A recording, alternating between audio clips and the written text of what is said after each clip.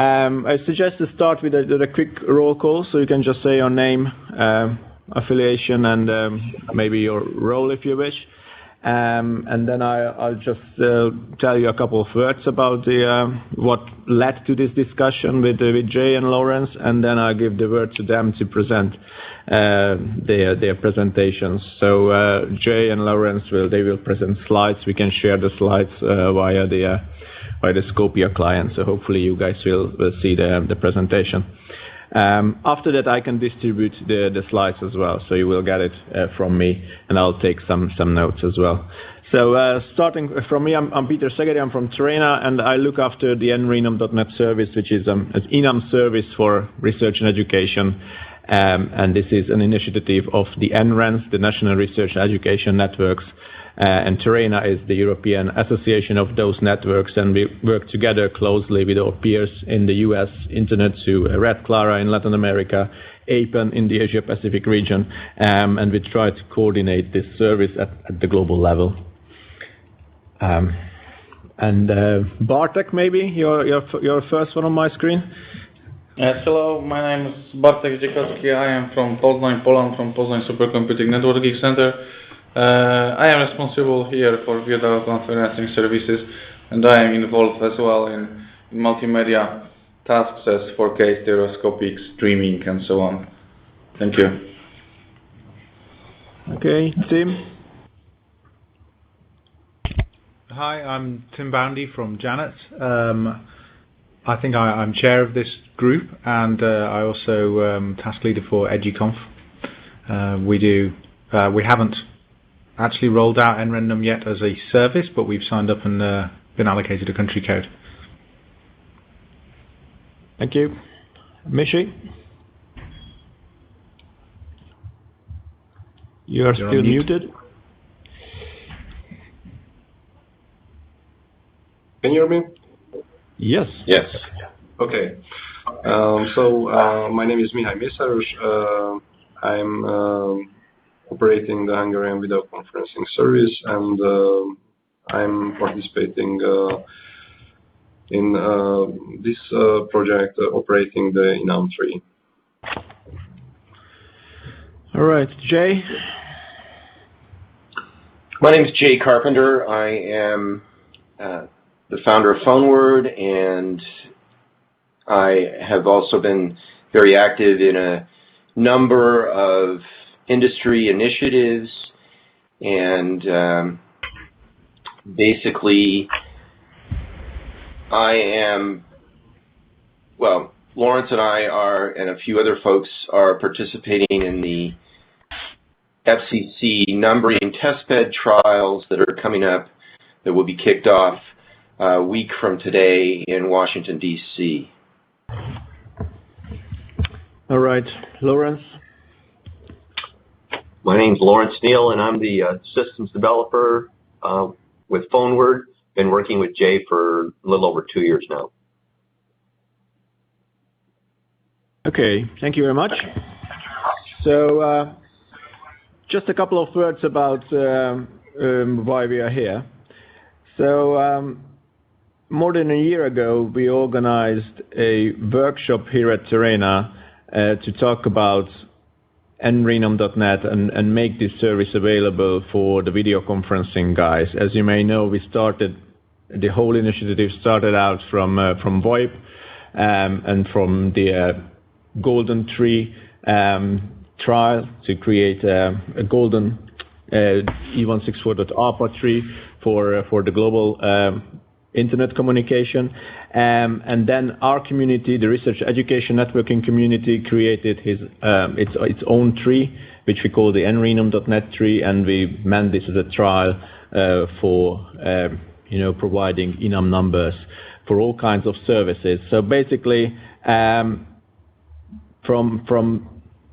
I would say 2 years ago, we started to extend this service to all kinds of real-time communication services, not just VoIP, but video conferencing, first of all. And we started this discussion with the video conferencing guys. And quickly we realized that there is a showstopper, which is a kind of a technical showstopper. Basically, video conferencing guys are heavily using virtual numbers. This is true for about half of our service community at the moment. So about 50% of our service stakeholders are actually using virtual numbers assigned to video conferencing rooms like this one, or other video conferencing endpoints.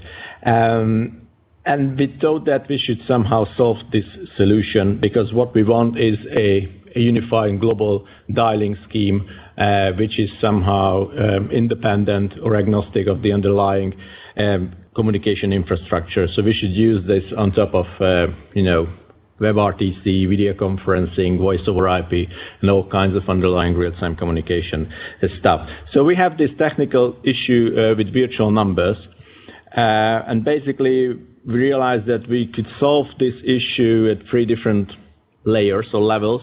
One is the level of best practices, and this is how we deal with this problem right now. So what most of our service participants do who have virtual numbers is that they just allocate an unused area code within the national dial plan, and they started to populate these virtual unrealistic E164 numbers under that empty area code inside their national dial plan, and we are just hoping for the best that those numbers will not be allocated to any other carrier or for any other purposes within the country. So this is one solution, and we are not really satisfied with this solution. The second level of solution is at the policy level. So we've created a service policy for nrenum.net, and we wanted to say that virtual numbers are not allowed. But of course, we have to change this statement, because it could easily rule out half of our service participants at the moment. So we try to make our policy a bit flexible in that side, and we say that, okay, we do not really like the virtual numbers, but in some circumstances you can actually use or these virtual numbers within the tree.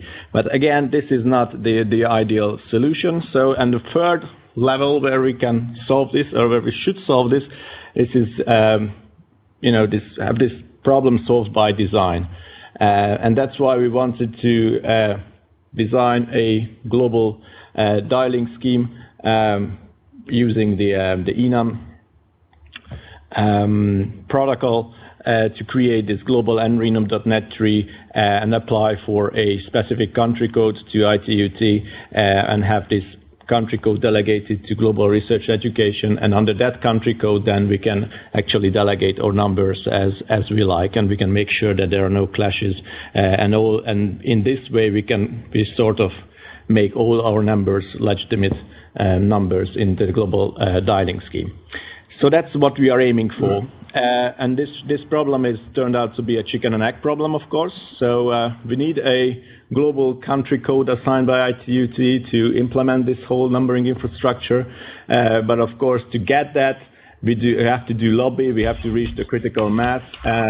So we have to do our infrastructure development first before we can apply for a country code with success. So we are at this stage at the moment to try and solve this chicken and egg problem, basically. And one way to solve this is to start with an egg and see what can come out from that egg. It could be a chicken, could be a dinosaur, but we should start with an egg first, and that's why we thought maybe we should just create a pilot or a trial or a numbering testbed trial, if you like, where we say, this is the country code that we pick, and try and implement this global dialing schema for academia that can be then used as a vehicle to convince more people to join this initiative and eventually successfully lobby to ITU-T and get a country code. So this is the way, this is the path that we want to walk on. And as I said, at this stage we are trying to, on the one hand, do some technical stuff and solution. On the other hand, working with the community to get more and more people, more and more use cases, more and more incentives behind this whole idea. And that's the point where Jay and Lawrence came in and said that they have similar issues. They are, as far as I understand, but correct me if I'm wrong, but they are acting in a different business, which is a toll-free numbering business. which is different from our academic world, but the solutions that they are proposing to their problems are quite similar to the solutions that we are looking into when we try to solve this virtual numbering issue in our side. So we realized that although the motivations and the direction of approach is different, but we could easily end up with very similar solutions. And that's why we have this video conference right now where Jay and Lawrence will tell us what they do with FCC in the US and with this numbering testbed proposal. And the aim of this, or the objective of this discussion would be to see whether we can find some points where we can connect to each other and use each other's initiatives as a as a motivation to try and reach the end goal. So so this is my brief summary of the situation. I hope it's clear. If not, you can just ask questions. Feel free to ask questions. But if there's no immediate question, I would suggest that Jay and Lawrence, you can actually present what you are doing with FCC and with what is your actual submission or proposal about this numbering testbed, and hopefully we can see after that how we can actually align or work and do something together for the mutual benefits of all. Okay. Well, may I go ahead and start, Peter? Yes, please do. Okay. So I trust everyone can hear me. And so I've been involved in numbering for almost 20 years now.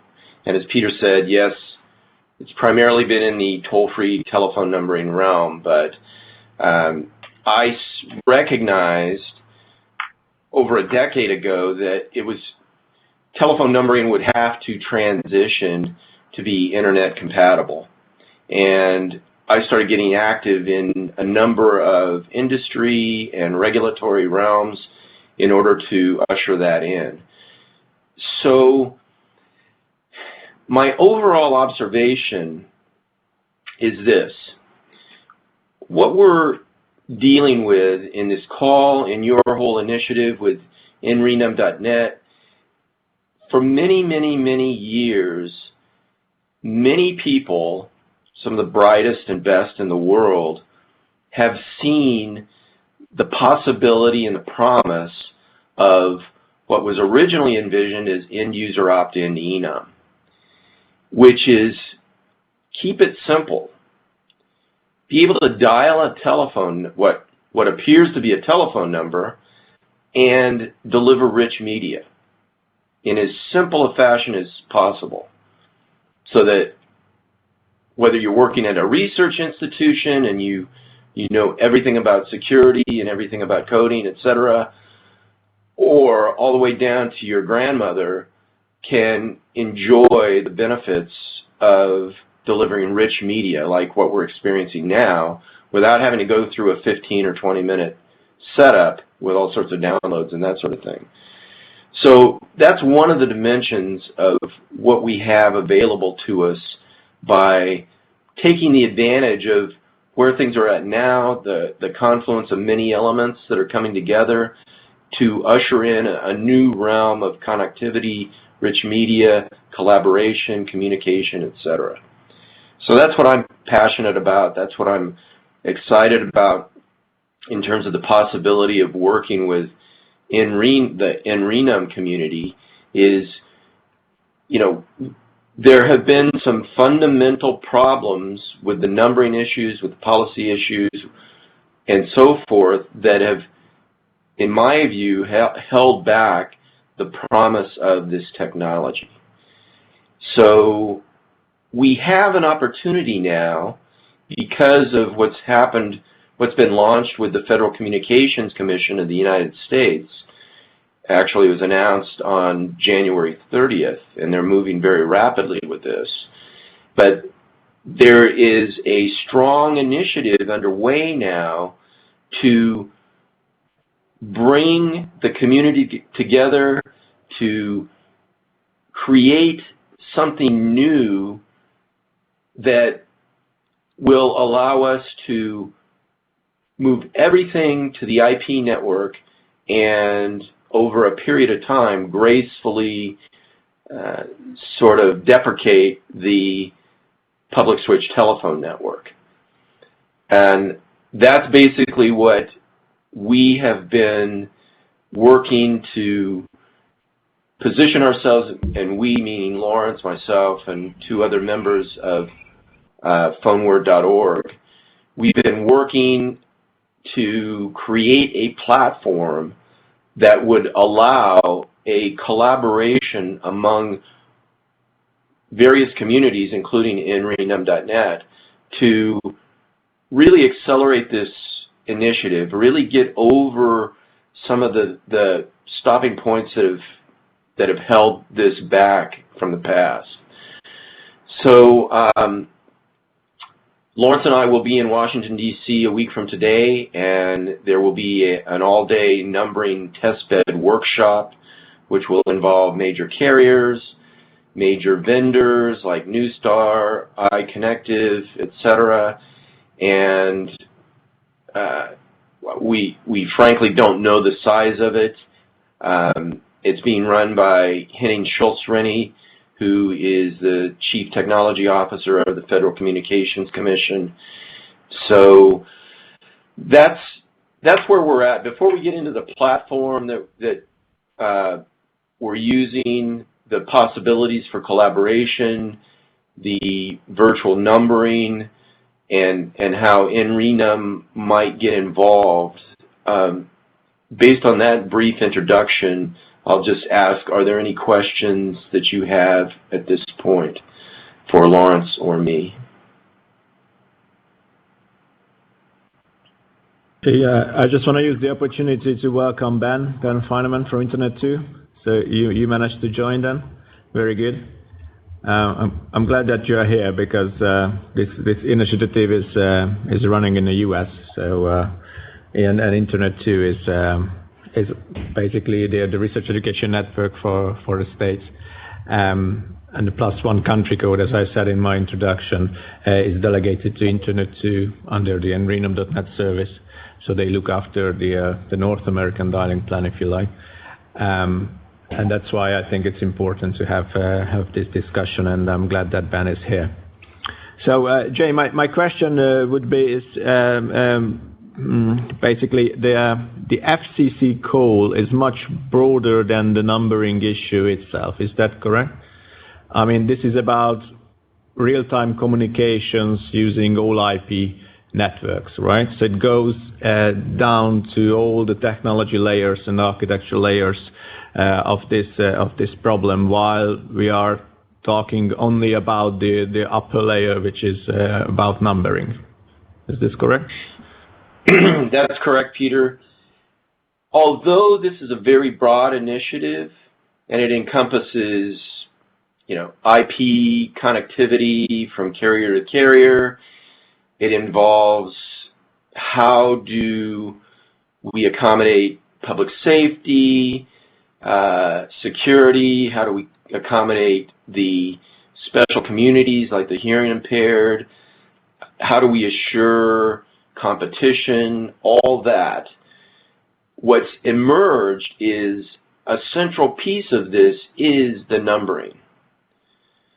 So out of the couple years that's led up to this point, there's been a Technology Advisory Council. There have been numerous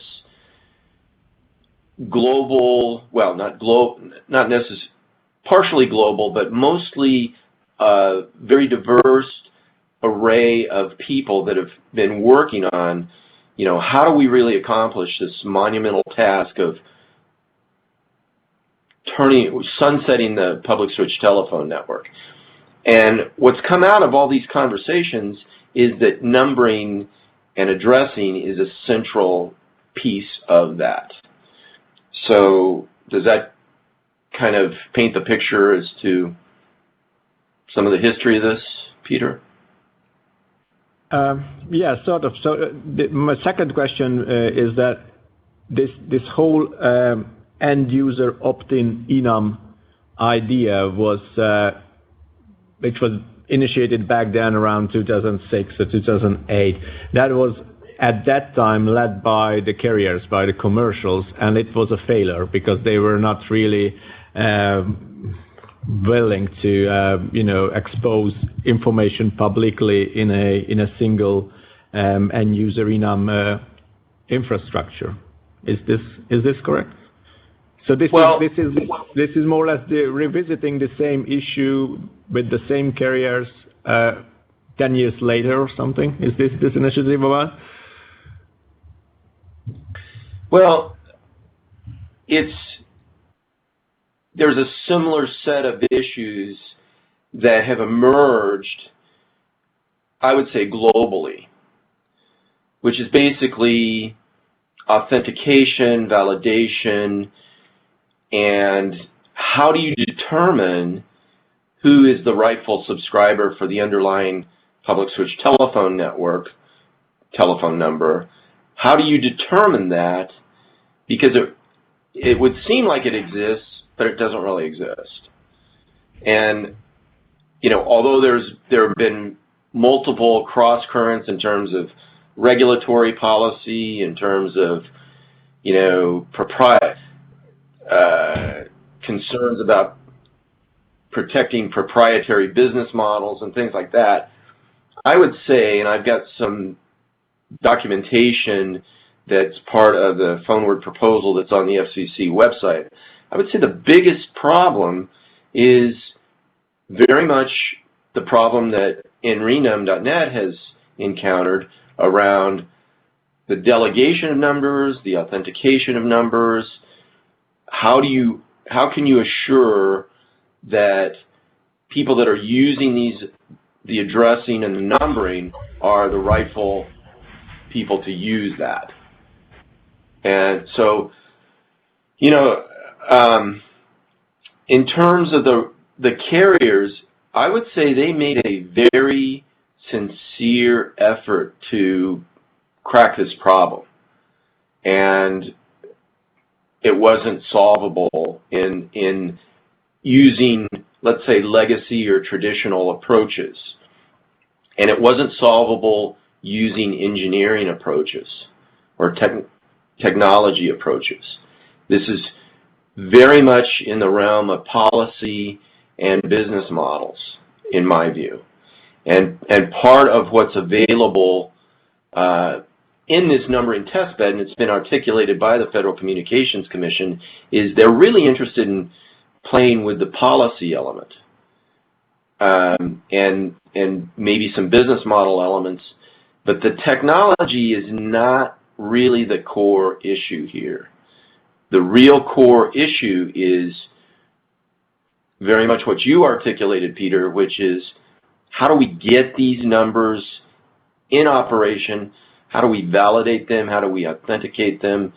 How do we play with authorization and the authority around the whole thing? So that's part of what we have on the table to play with and to collaborate around, and really we have a chance to usher in something that's, I think, very innovative and powerful to provide a whole new level of easy-to-use connectivity. Does that make sense? I fully agree with you that this is not a technical problem. This is a mix of technical and policy related problems. Is your proposal? Can you hear me, Jay? Can you guys hear me? I can hear you, Peter. Yeah, I can hear you, Peter. Jay, you're still with us? I don't know if Jay is or not.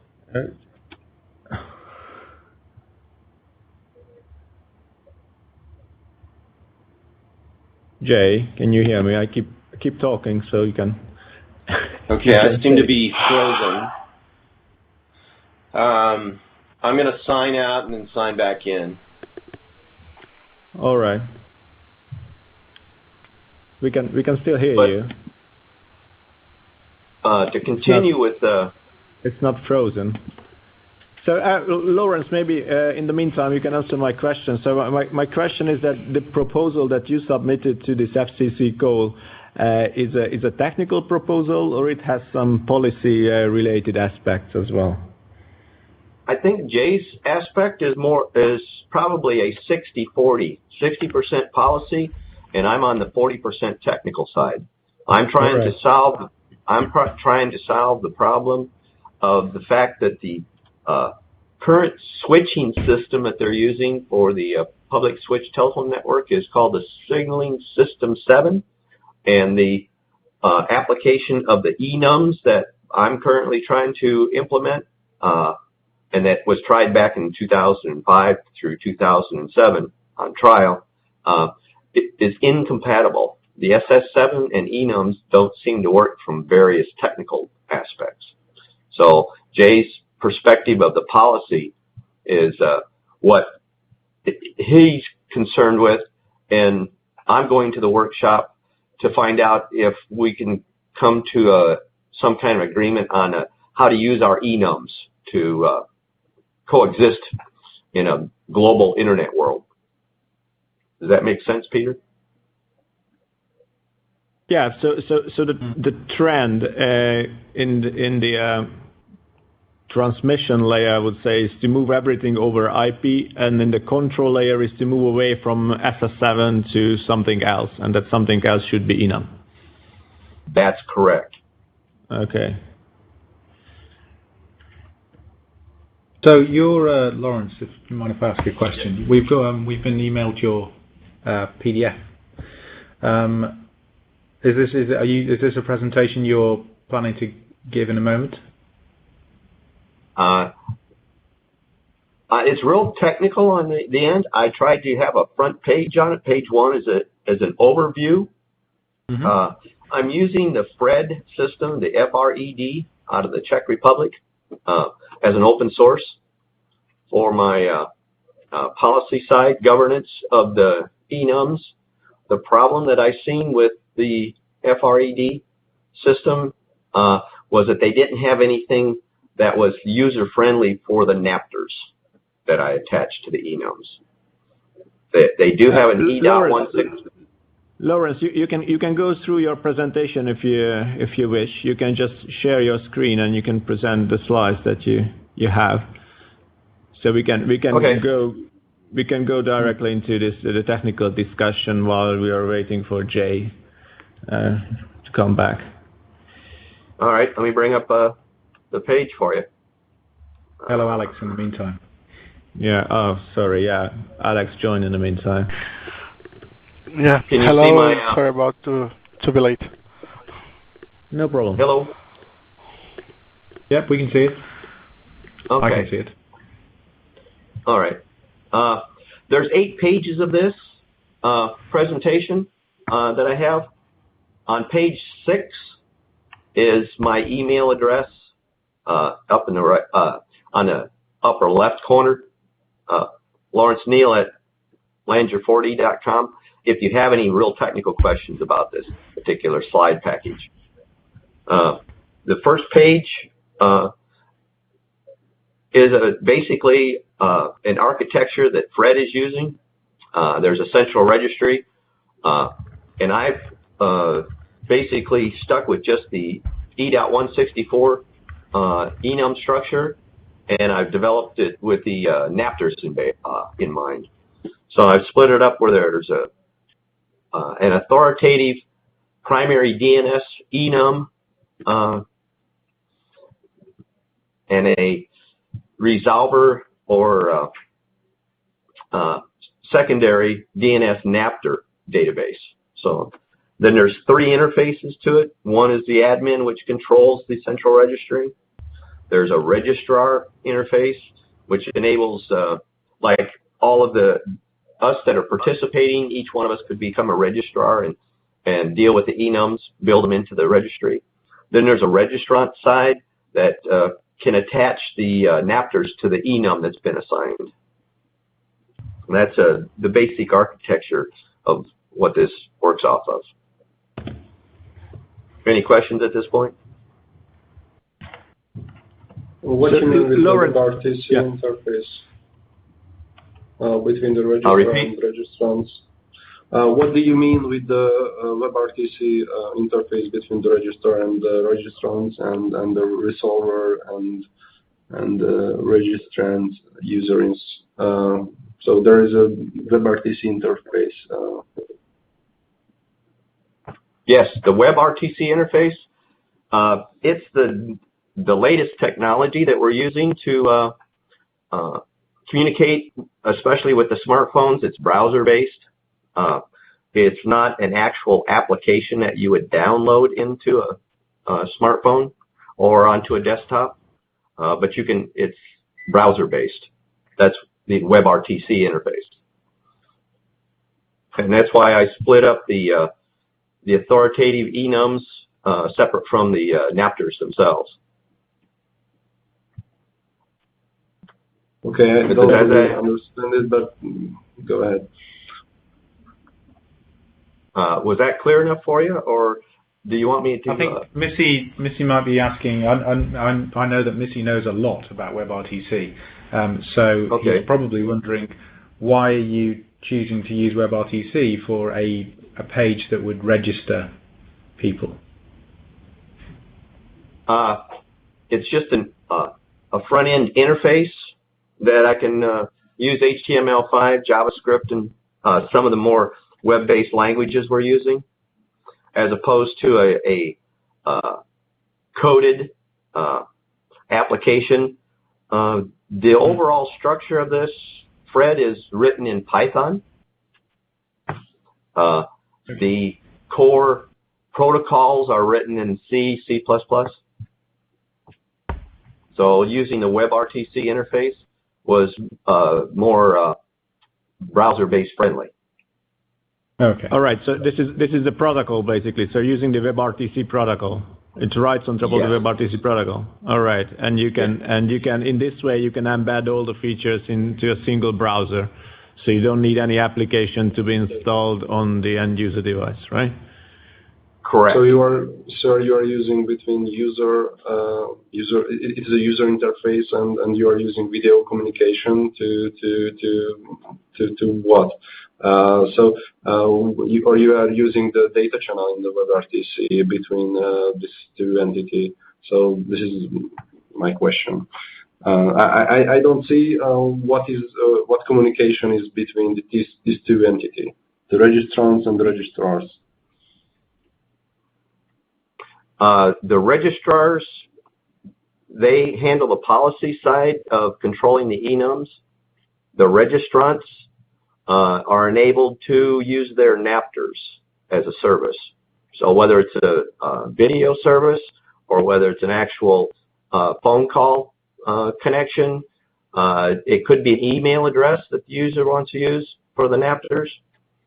Are you familiar with the application called Jitsi? Jitsi communicator? Yes. Okay. Or I should say, we're trying to move that into a HTML5 web-based application. Currently, it's a downloadable. You install Jitsi communicator.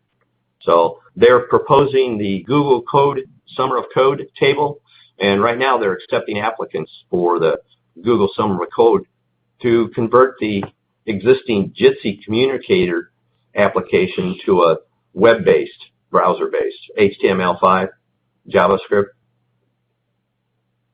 So that's just one type of an application that the user would be using. Does that clarify why I'm using WebRTC with the user? Yes, thank you. Yes. Okay. Peter? Yes, thank you very much. Just go ahead. Okay. Over on page 2 is the way I've laid out for using the existing E.164 protocol for enums.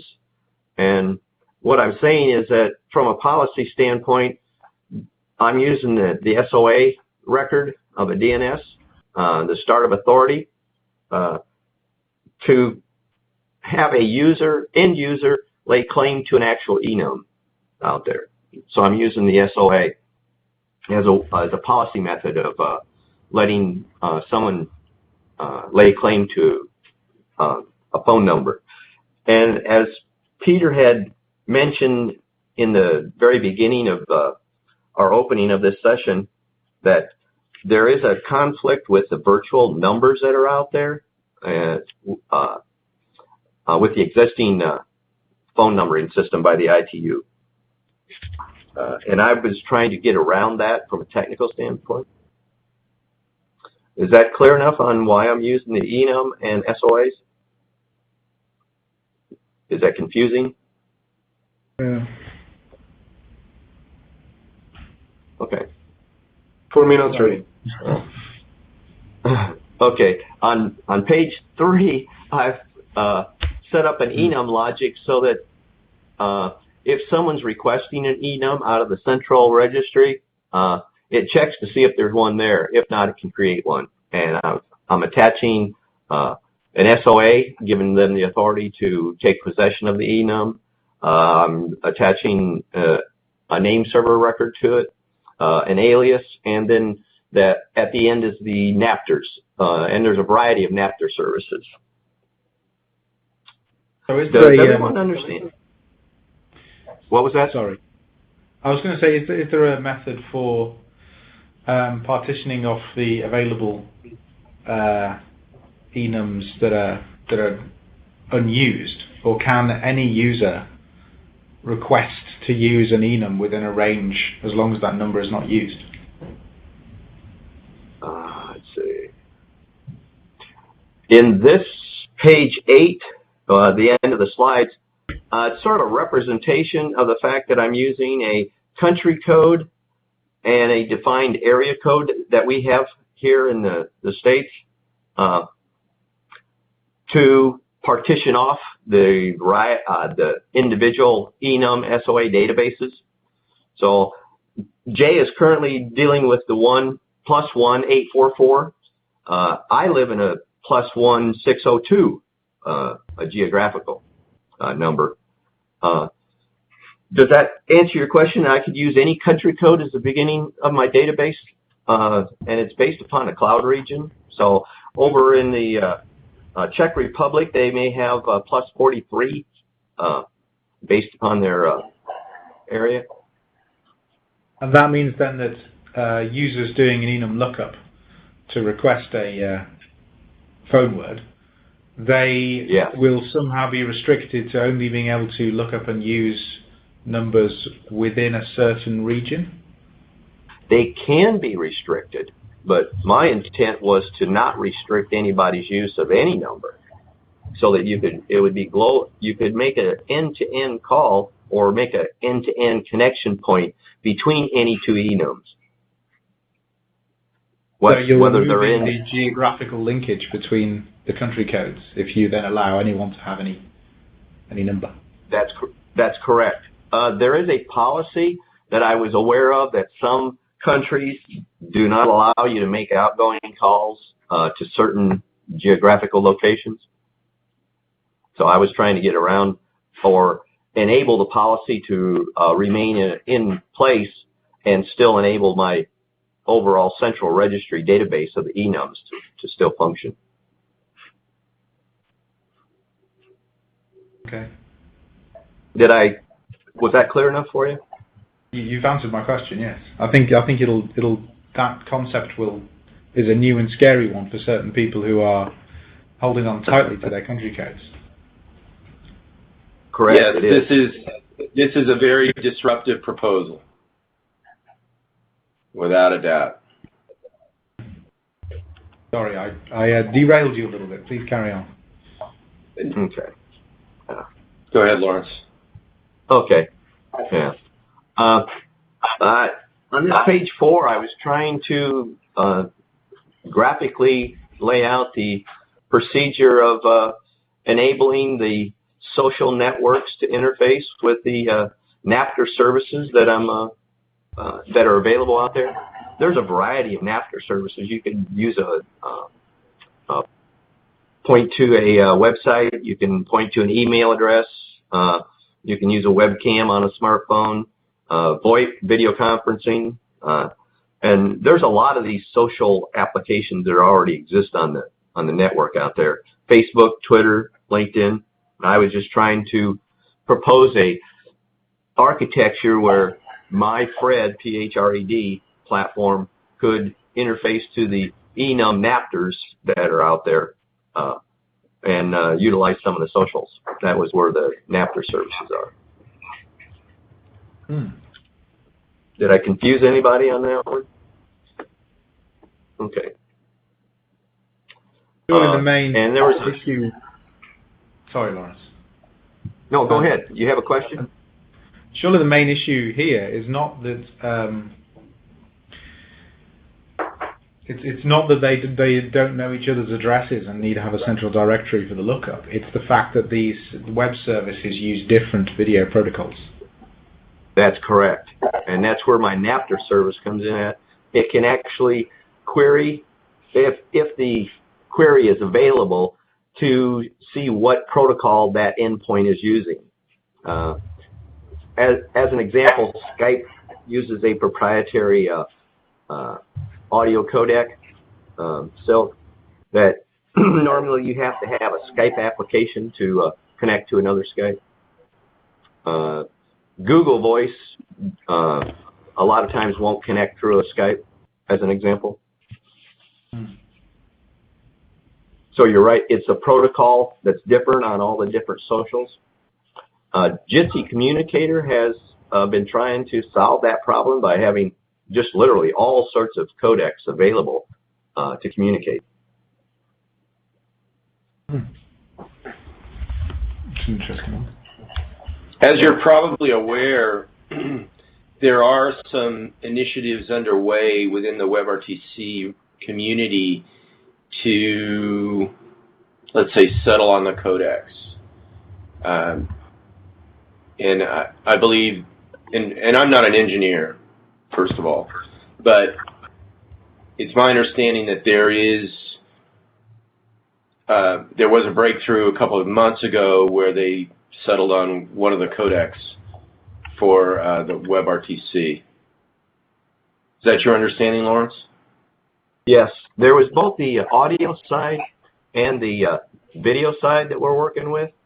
The audio side, Opus is a audio codec that has a variety of compression, transmission, and bandwidth rates that you can define by using the endpoint's capabilities.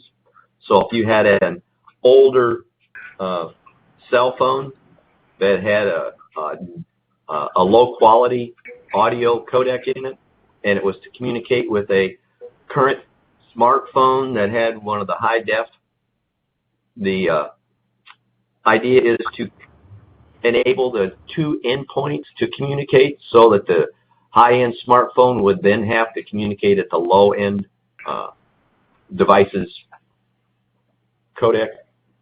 Does that make sense?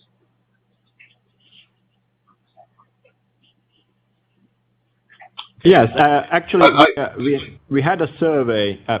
We had a small survey within the nrenum.net community where we asked the experienced members of our community to vote on the potential usage of nrenum.net or enum in general. And actually, these two use cases came up as the most important ones. One is to provide a central hub for end-to-end connectivity. That's probably the most important one. And the second one was the service discovery. So basically, I can look up to a number and I can query and recognize what services are or what protocols are available on that number.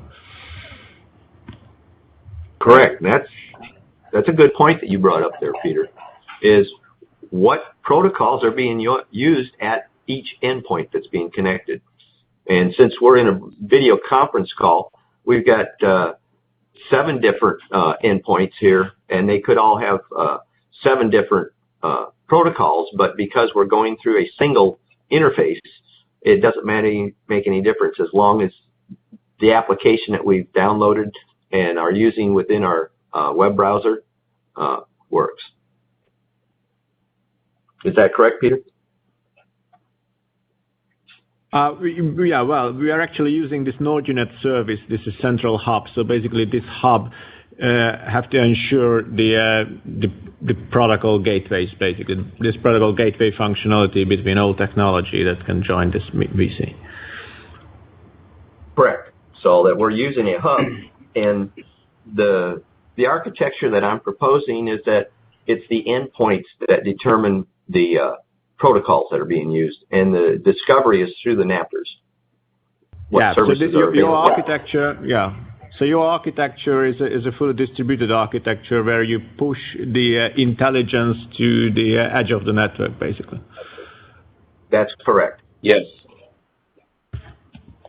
And that's one of the key, powerful and enabling points of this. So I think that's the right thing to do for the codecs. And sorry if you covered this earlier, but for the signaling protocol, are you focusing on SIP? Are you being inclusive of H.323? Or what's your approach there? By having the... Go ahead, Jay. Well, I believe the IETF RFCs for the NAPTers accommodate all those signaling elements. There are like 140, is that right, different NAPTer specifications that will accommodate SIP, basically whatever you want. Is that correct, Lawrence? So you're signaling agnostic to within NAPTer. Yes, it's signaling agnostic within the NAPTer services. And if you come up with a new protocol for the endpoint, you can apply and get a actual NAPTer service assigned to that protocol if you want. So on the video side, go ahead, Jay. I would say just in summary that it's a very powerful architecture that has a lot of flexibility, and I think you have to keep in mind that what we're really talking about is a test bed. So there are going to be some mistakes. We are going to break this from time to time, and there might be conflicts with the underlying PSTN telephone number, but that's what this whole thing is designed to do, is to have this sandbox and basically to experiment.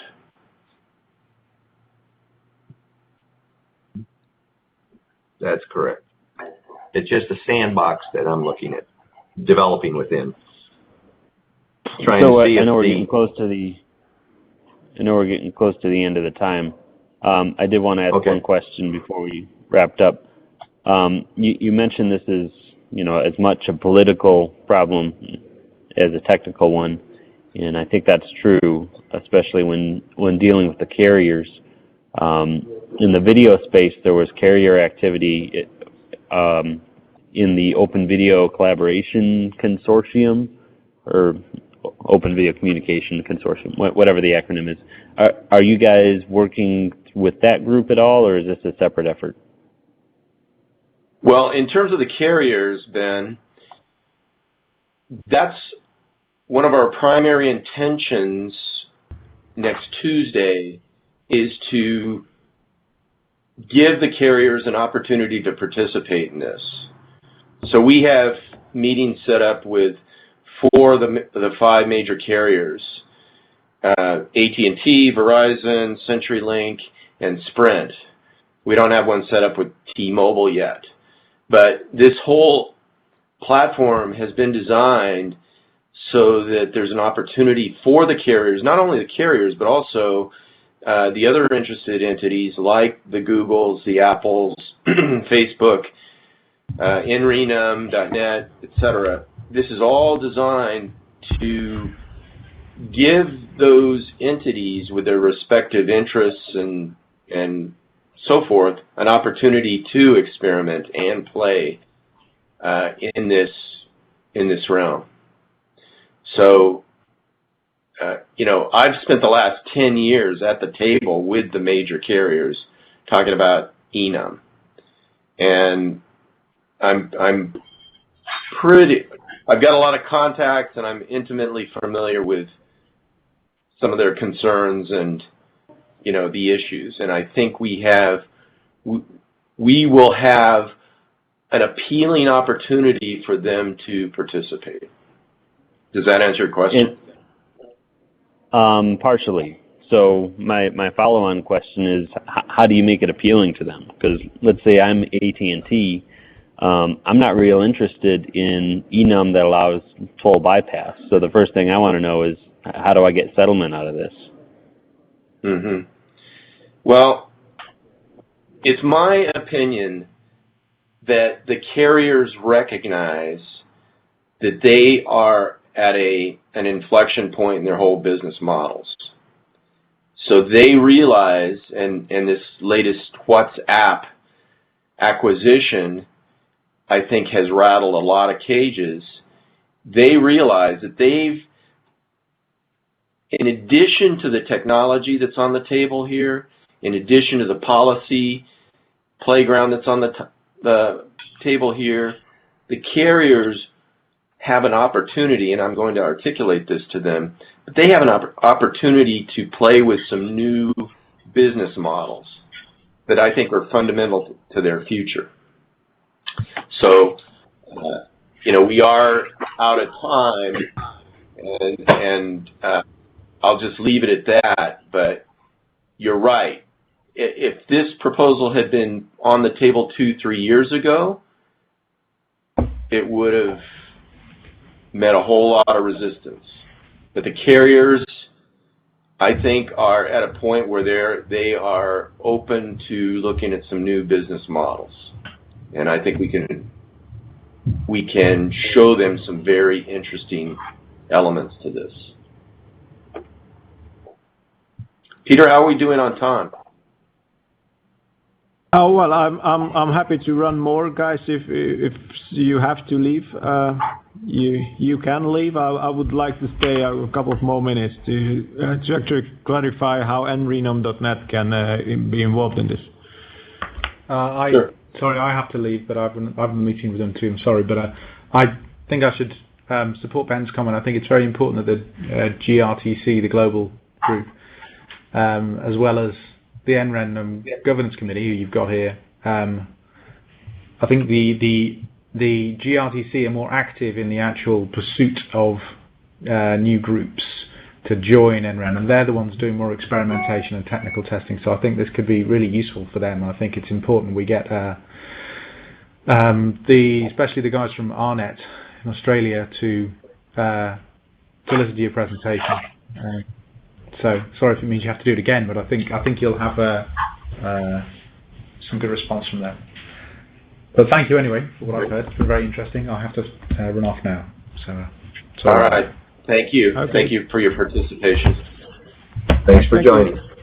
Thank you, Tim. And I think it would be good to try and repeat this kind of discussion with the other set of people who were not able to make this. So in that sense, we can talk through this again. Maybe Bill from AARNet or other guys can join in next time. Okay. Bye. Thank you, Tim. Bye. Thank you. Well, Lawrence and I will make ourselves available for additional sessions like this. We think that in addition to all the things that we've talked about, where we've got an opportunity to have some breakthroughs and create some new things, one of the things that I'm most excited about is creating something where we can collaborate in an optimal fashion, and we can really share our respective experiences and needs, and what are we really interested in having a breakthrough in here. So that's part of what the PhoneWord.org team is excited about. And we think that opportunities like this, where we can collaborate, where we can move this forward faster, are really a key part of the whole value proposition of this. Well, I think it would be beneficial to have another discussion like this after you had this meeting in Washington, D.C. with the commercials, and then we can actually follow up on that. plus we can involve in more people from our side who might be interested in this discussion. Awesome. Good. Thanks for your questions on the WebRTC, Ben. Actually, I have one last question, which is more like the clarification of the way how nrenum.net or our community could be involved in this initiative. Mishi, correct me if I'm wrong, but we are trying to do something very similar with our community. So we have a central end-user opt-in enum infrastructure in place. We do the top country code level delegations. Actually, Mishi does it in Hungary. And then we say that, all the NRENs kind of registrars are responsible for the populating the numbers or NEPTAR records within their country code then. So this is the way how we run the enum service, which is pretty much similar to the model that you describe, although your model it goes into much more into the details, and you're using this Fred architecture or software, which we don't do, right? Do we use any software, Mishi, or you just do the country code delegations by hand manually? No, we don't. No. I think it helps for the countries. So we are only delegating the top level country codes, and yes, it is made by hand. Exactly. So when it gets down to the country level, then we could have a good use of such an open source software tools like the Fred registry software to do the delegations.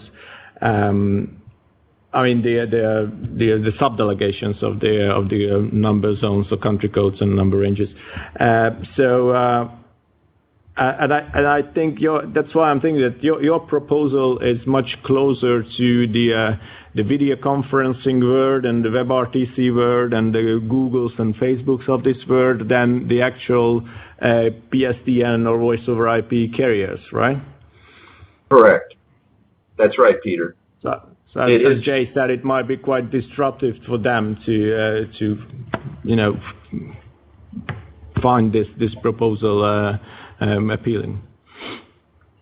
It might be very difficult for them to define a monetary value from a business model standpoint, because it is all open source. Well, I think there are some very attractive opportunities for the carriers here. And, it would take me about 15 minutes to go over some of those opportunities. But the first set of conversations we're having, in addition to this conversation, will be with the major carriers. And to circle back to what you were talking about, Peter, in terms of how can nrenum.net participate in this, we have structured this so that any one of you could become a registrar. And we'll make that available at no charge for the first year at least. And the platform is set up so that any one of you could actually be a registrar. Now, in addition to that, we will also be making an offer or presenting an opportunity for the major carriers to also become registrars, as well as the providers like Facebook and Google and so forth. So part of what the opportunity is to build a community that's very diverse, where there are different interests, different business models, and everybody basically can play as a registrar. Does that make sense? I think that's a great point. Let me comment on that real quick. We're seeing the same thing play out in the U.S. in terms of broadband access. And what I mean by that is the carriers aren't interested in improving their existing copper wiring plants and deploying fiber, but folks like Google and Facebook are helping fight the fight for net neutrality and municipal broadband and things like that against the interests of the carriers like AT&T and Comcast. And I think the same will be true in this case, and that goes back to your WhatsApp comment, is that if we can get the likes of Google and Facebook on board with this kind of initiative, because Google and Facebook are highly motivated to have this kind of ubiquitous communication that we're talking about, and they're not looking to get profit from the communication itself. So they're motivated to help us in this regard. And they have the critical mass that we really need to compete with the likes of AT&T and et cetera, and get them to come along with this kind of initiative. So I think you're spot on that's a crucial piece of the puzzle. And just so you know, we've worked out, or we're working out, a structure so that a diverse community can be registrars in this, and that PhoneWord.org is viewed as a diverse, collaborative community initiative that is not controlled by the 4 or 5 major carriers. It's not controlled by Google. It's not controlled by Facebook. Everybody has equal access to the table. However, there's a diverse community involvement opportunity without any particular segment of the community controlling the whole thing. Does that make sense? Jay, I see the opportunity that Terena, as the representative of the research education community, could become a registrar to your system, and in this way we can channel in the nrenum.net initiative under PhoneWord.org, and again work together with Google's, Facebook's, or AT&T's and the likes. That would be a good opportunity. I'm just wondering, in that case, would you be able to delegate Terena a top-level country code? Yes, I think so. That wouldn't be a problem. I think the other important component to realize is we realize that in renum.net, you guys have your own tree and so forth. There are other registries out there like e164.org, e164.arpa, etc. We're designing this so that if somebody else has an enum registration in a different tree, we'll simply provide a pointer to that registration, assuming that they've proven that they're the rightful registrant for that enum.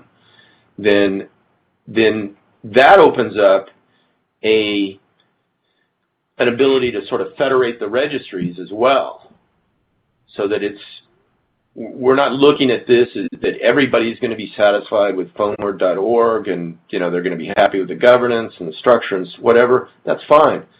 We want to keep this open so that people can choose their registry, they can choose their registrar, and the registrants, the end user, the endpoints, ultimately have the most control out of the whole thing. Does that make sense? Yeah, I think it is a topic of another call to discuss about the actual model, how we can join. There are several models. There is this federated model, and there are other models that we can follow. And I think we have to think about this. We have to define the goals and the objectives of this thing, and we just have to find the right model to join in. I agree. But the fact that you said that you would be able to assign a top-level country code to us or one of the representatives of our community, and then we can put or connect our tree into your tree, which also gives the opportunity to make this visible to the Googles and the Facebooks and the other commercials in this way, and prove it that actually it can work together under a same environment, or in the same environment. with others, that would be a good opportunity indeed. But I can also, but as you said, I can also imagine a federated approach where we are at the same level and we are just pointing to each other. We have to think about what actually the benefits or the actual objectives of this trial would be. And really, Peter, this is an approach. This is a prototyping approach. This is hey, let's do it and let's see if it works. But let's break it. Exactly. This is our approach as well. This is our approach as well at the moment. We just realized that we cannot really convince ITU in one single step and do everything in an ideal way. We should run these trials and test beds and join proposals in order to get to that stage and have the critical mass and have it proven that we can do stuff together. Right. I agree, Peter. So all right. Let me, if I can just show you something very quickly, if you guys will just bear with me for about 5 minutes. I'd like to have this as part of the recording, but I'm going to take over the screen share. This is the FCC website, and over here, I don't know if you can see my pointer, but over here you can follow all the headlines and the developments. But if you go into the business licensing portion and let me bring that, go to the online filing and then scroll down to the electronic comment filing system. So then you go to search for filings, and if you put in 13-97, these are all the comments for the numbering testbed initiative. And so people are commenting on the various developments on the numbering testbed. Over here is the entire PhoneWord proposal. And also, here are the details. This item that was released on the 28th of February, FCC Chief Technologist to host numbering testbed workshop. I won't go over that right now, but you can read about the numbering workshop, and there'll be postings on here. But this is on the 20th of February, the PhoneWord proposal was posted, and this OTT over-the-top presentation, 13 pages long. This is the presentation that summarizes what we're proposing with PhoneWord, which is over-the-top naming, addressing, and numbering for the all-IP trial proposal. And basically, the question is, can we make this elegant? Can we create can we play in the IP space while we kind of leave the PSTN element alone? Because a lot of the complications, a lot of the complexity is trying to take PSTN elements and make them IP. And the PhoneWord proposal is, let's see if we can play, let's see if we can create something cool in the IP space, and then we may not need to bring PSTN elements IP compatible. So can we create and innovate anew? Can the community create and innovate collaboratively? And then then we go into the specific details, which we pretty much already covered. But this 13-page presentation kind of captures what the proposal is for PhoneWord. And so anyway, and you can follow this. It's broken up into 6 sections, but the numbering testbed is proceeding 13-97.